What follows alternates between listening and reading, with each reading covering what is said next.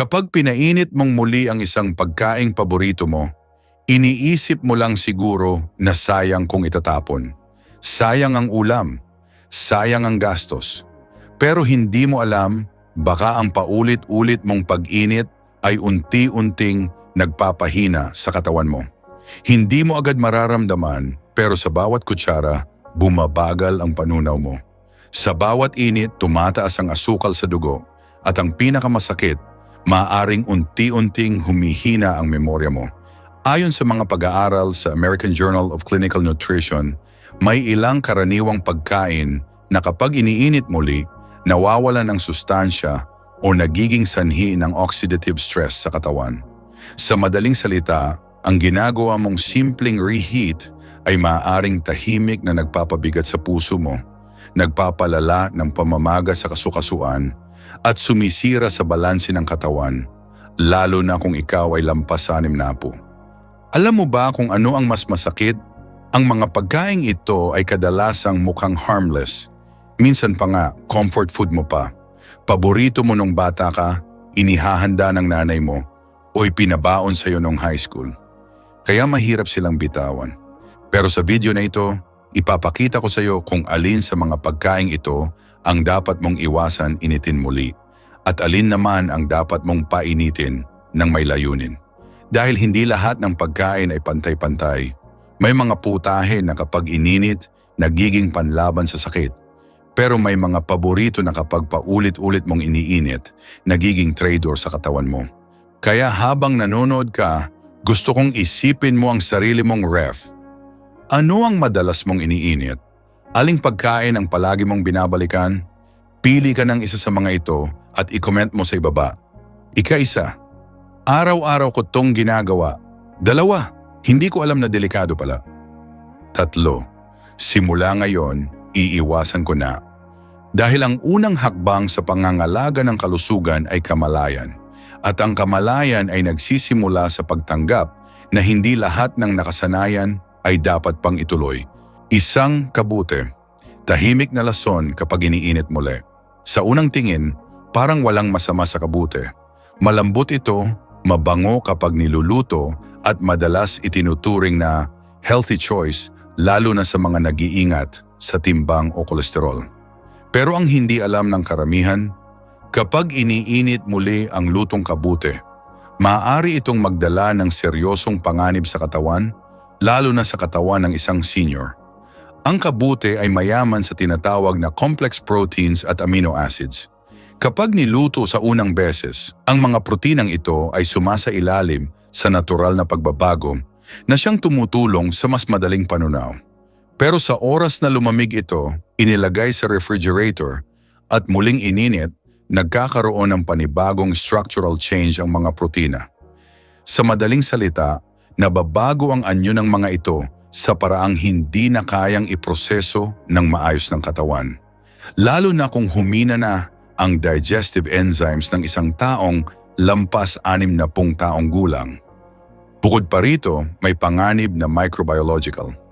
Ayon sa mga pag-aaral, kapag ang kabute ay niluto, pagkatapos ay iniwan sa room temperature ng ilang oras bago i-refrigerate at pagkatapos ay ininit muli, tumataas ang tsansang dumami ang mga bakterya gaya ng Clostridium botulinum o Listeria monocytogenes.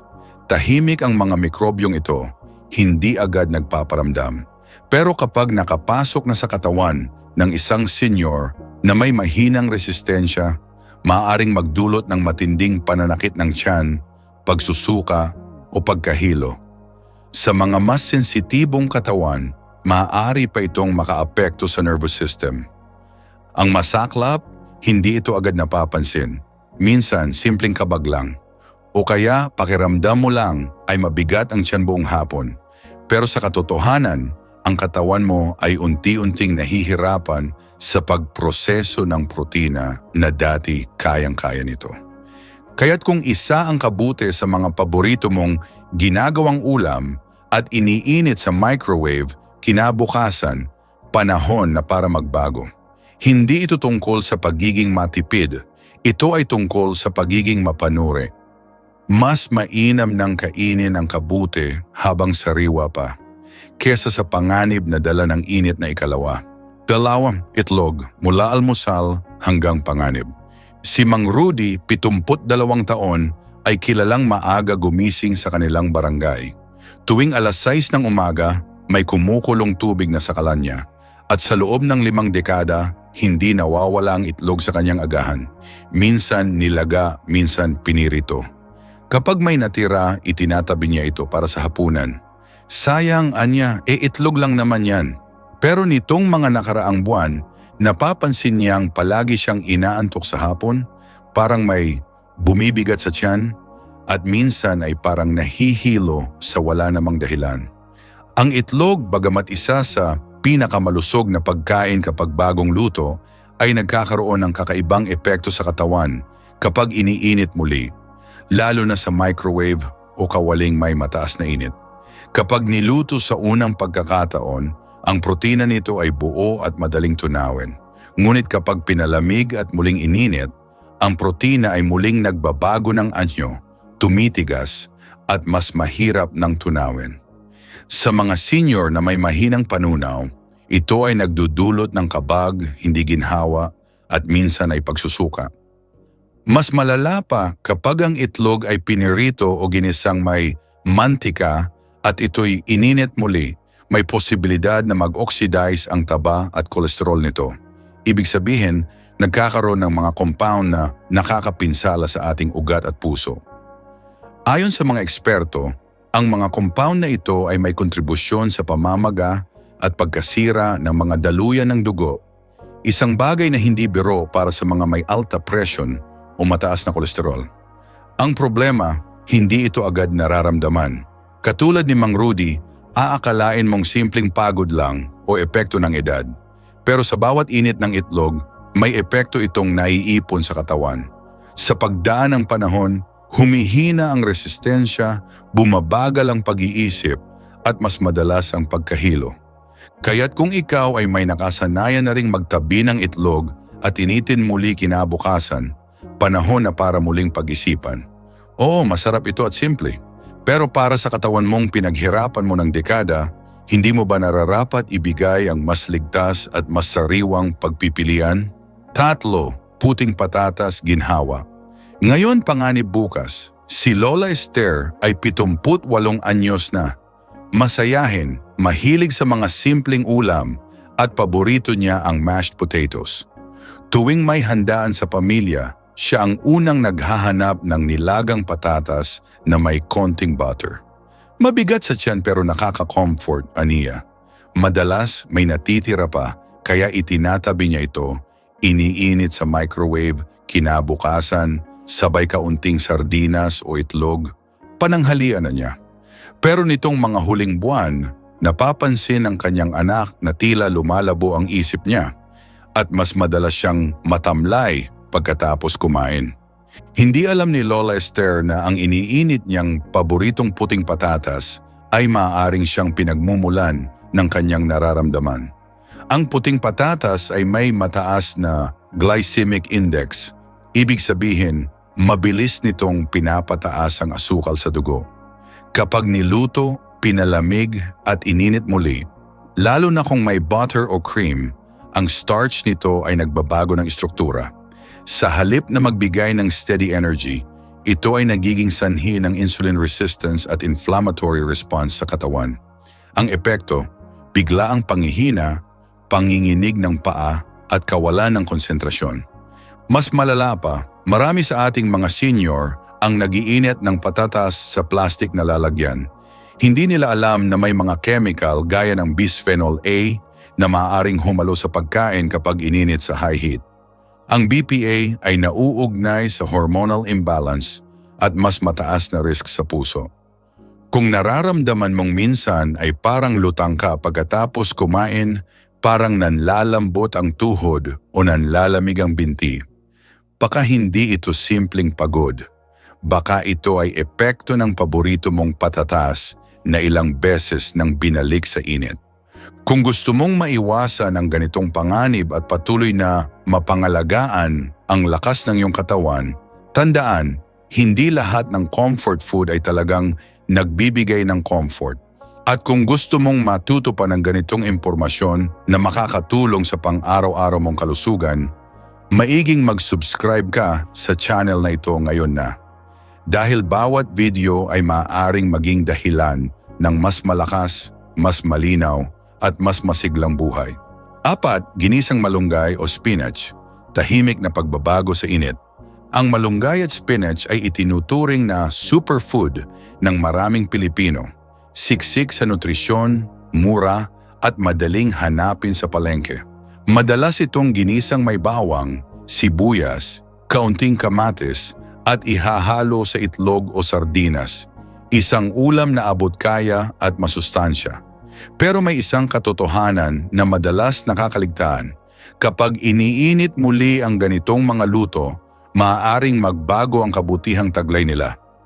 Ang dahon ng malunggay at spinach ay may mataas na nitrate content. Kapag sariwa at bagong luto, ito ay walang problema.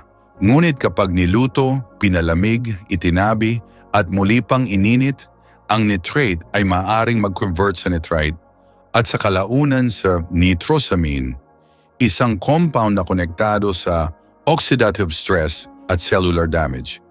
Sa madaling salita, ang inakalang masustansyang ulam ay maaaring nagiging sanhi ng pagkapinsala sa mga selula ng katawan, lalo na kung paulit-ulit itong ginagawa.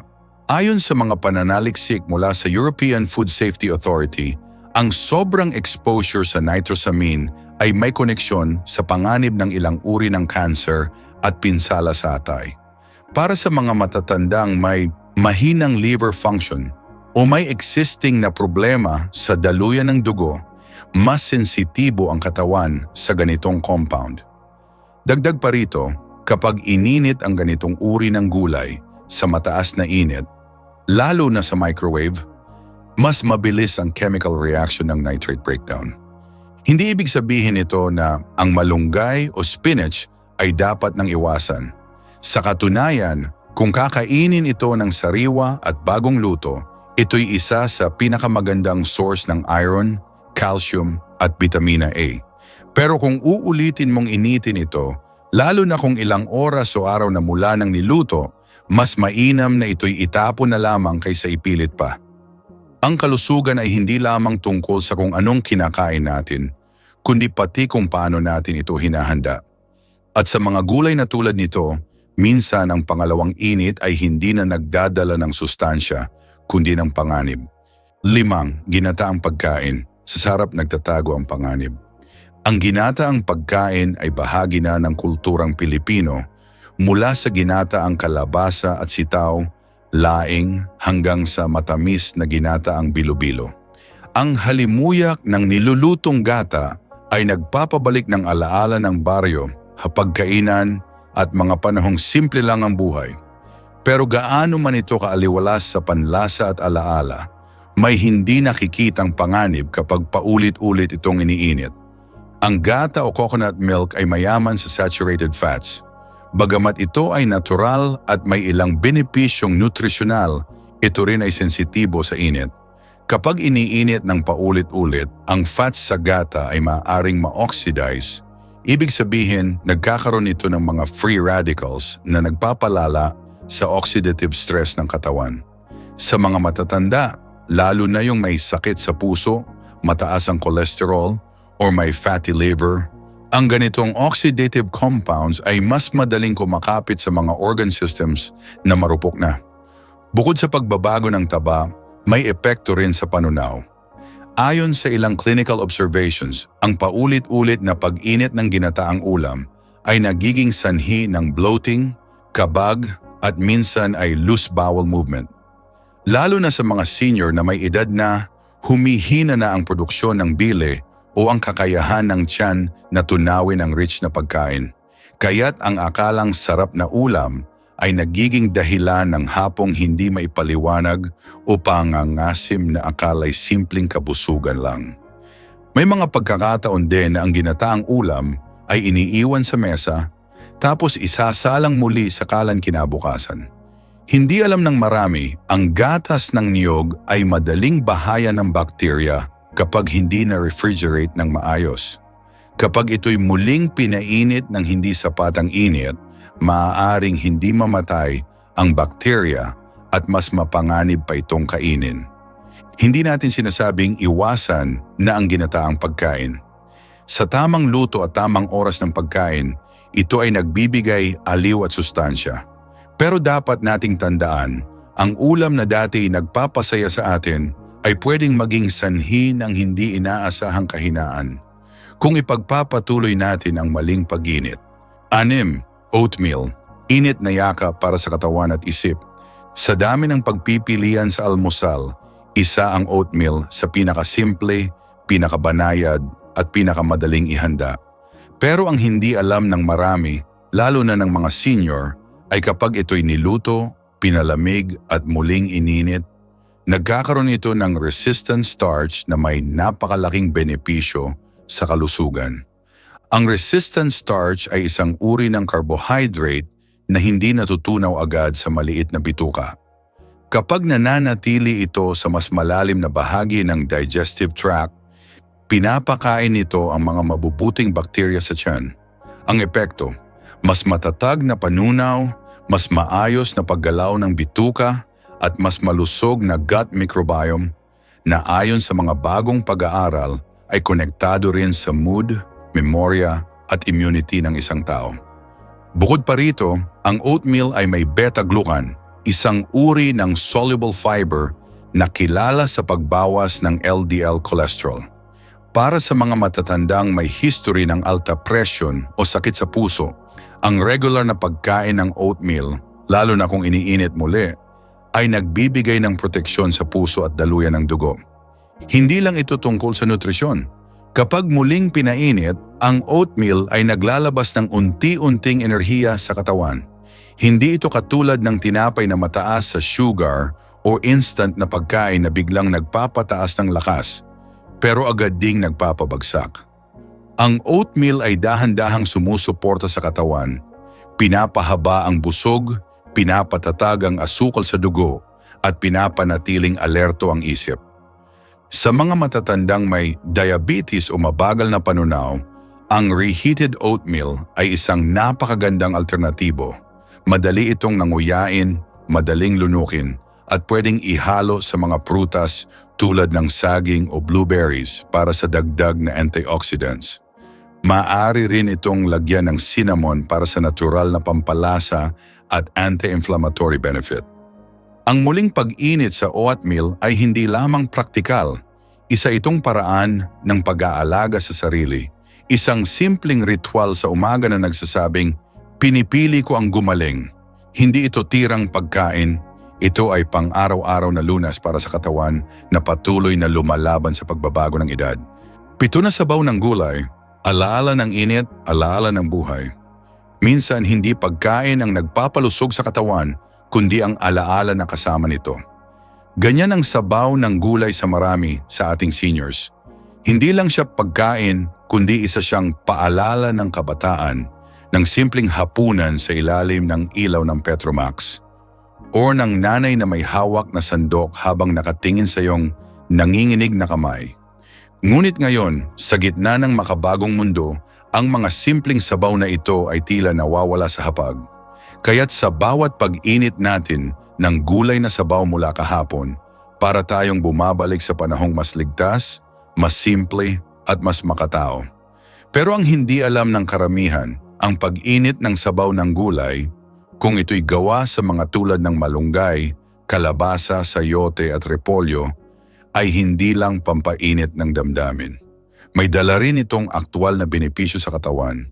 Kapag ininit ulit ang sabaw matapos itong malamig sa ref ng isang gabi, nagkakaroon ng mas mataas na konsentrasyon ng mga nutrients tulad ng beta-carotene, vitamin C at anti-inflammatory compounds na mas madaling maabsorb ng katawan.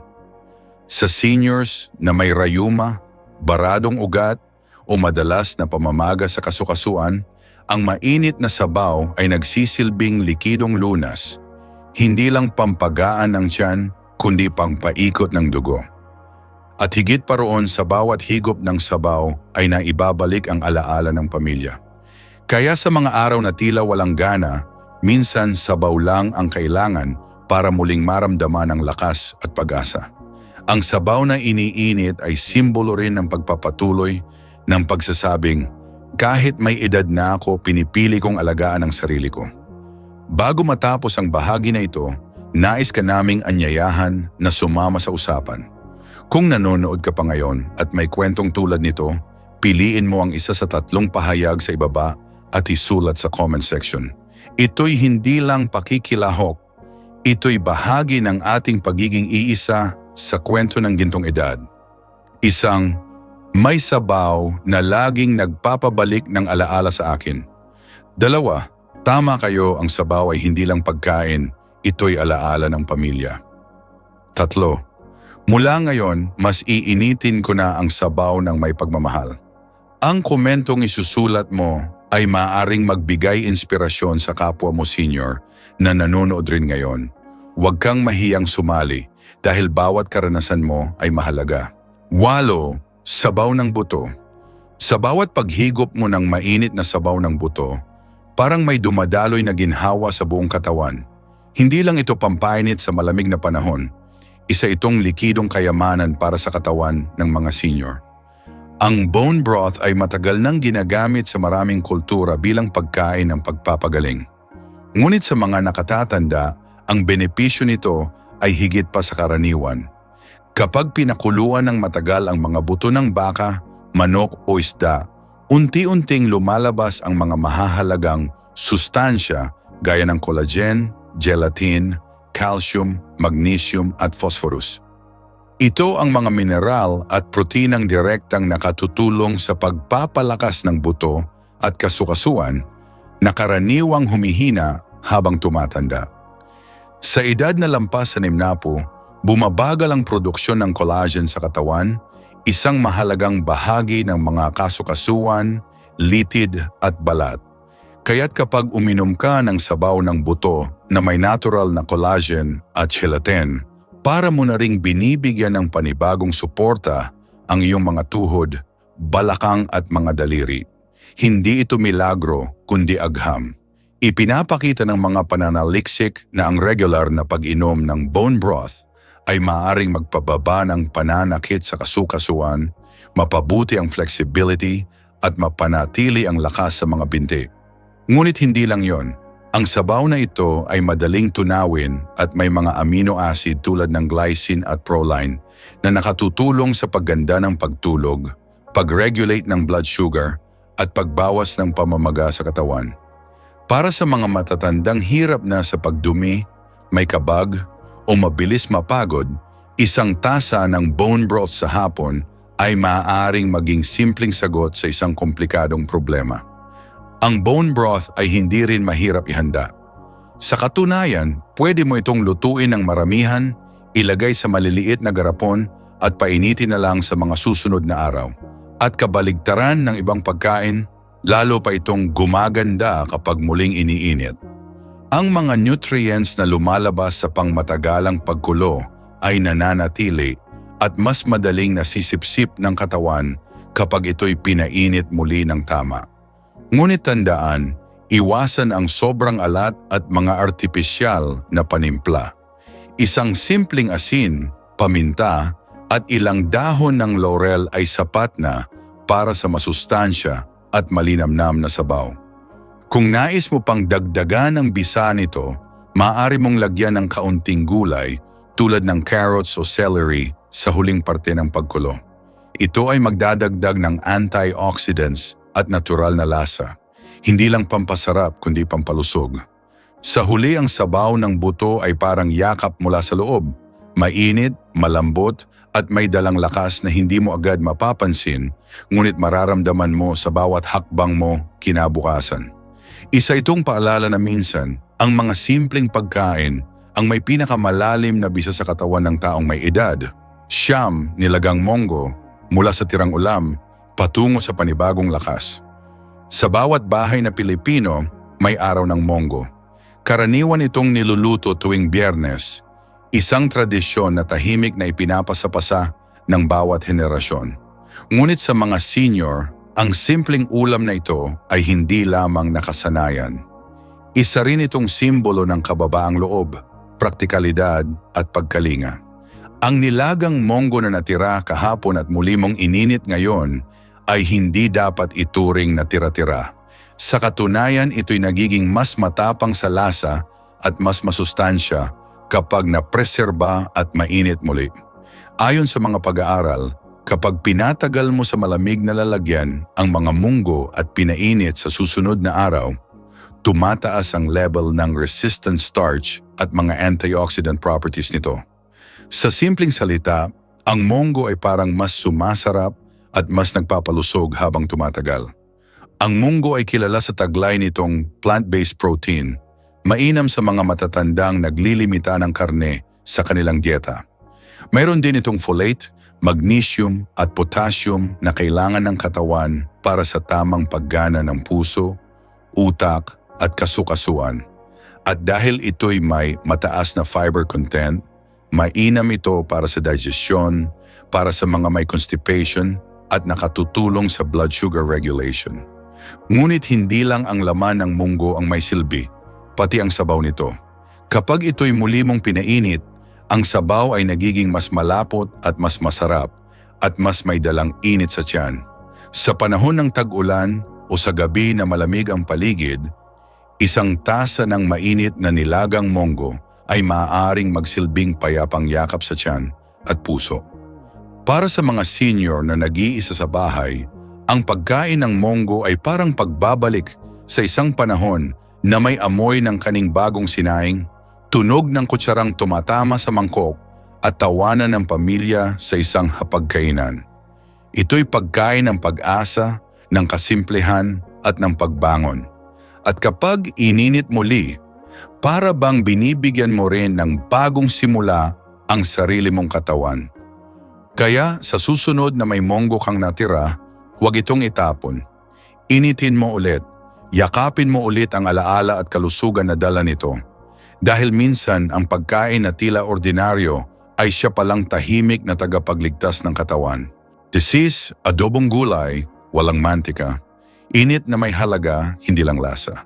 Marami ang iniisip na ang adobo ay para sa karne, baboy, manok, baka. Pero sa maraming Pilipinong lumaki sa simpleng buhay, may isa pang bersyon ng adobo na tahimik pero makapangyarihan. Adobong gulay. Lalo na kung ito'y walang mantika, puro gulay, at niluto ng may disiplina at malasakit. Para sa mga senior, ang adobong gulay ay hindi lang mura at madaling lutuin. Isa rin itong pagkain na nagsasalba ng katawan mula sa sobrang kolesterol, pamamaga at paninikip ng ugat. Kapag niluto mo ang sitaw, talong, ampalaya, okra o kangkong sa suka, toyo, bawang at kaunting tubig lang at iniiwasan ang mantika, lumilikha ka ng putahing may natural na anti-inflammatory, antioxidant at blood pressure lowering effects. Ngunit ang tunay na sikreto ay nangyayari sa pag-init muli nito. Kapag pinainit ang adobong gulay sa susunod na araw, unti-unting naglalabas ng mas maraming phytochemicals ang mga gulay. Halimbawa, ang talong at ampalaya ay mas nagiging epektibo sa pag-regulate ng blood sugar kapag pinakuluan muli. Ang suka at bawang ay may antibacterial properties na mas lumalakas sa paulit-ulit na luto. At dahil walang mantika, walang panganib sa artery clogging, kaya't ligtas ulitin ang pagkain nito kinabukasan. Sa panlasa naman, mas sumasama-sama ang lasa. Ang adobong gulay ay parang karakter sa pelikula. Mas nauunawaan mo habang tumatagal. Mas umuukit sa memorya. Lalo na kung pinainit muli, ang lasa ng bawang, suka at toyo ay mas lumalalim. Parang damdaming pinatibay ng panahon. At higit sa lahat, ito ay pagkain ng disiplina at pasensya. Hindi ito flashy, hindi ito sosyal, pero ito'y tapat. Para sa mga senior na marunong maghintay, magtiis at magulit ng tamang gawain, ang adobong gulay ay representasyon ng buhay mismo. Simpleng rekado, simpleng proseso, pero matinding epekto. Kung iniwan mo ito sa ref, initin mo. Hindi ito panis na alaala, kundi isa pang pagkakataon na alagaan ang sarili mo gamit ang kaalaman, hindi lang panlasa. Dahil sa gulay na adobo, may buhay na alaga. Balikan at pahalagahan ang init ng kaalaman.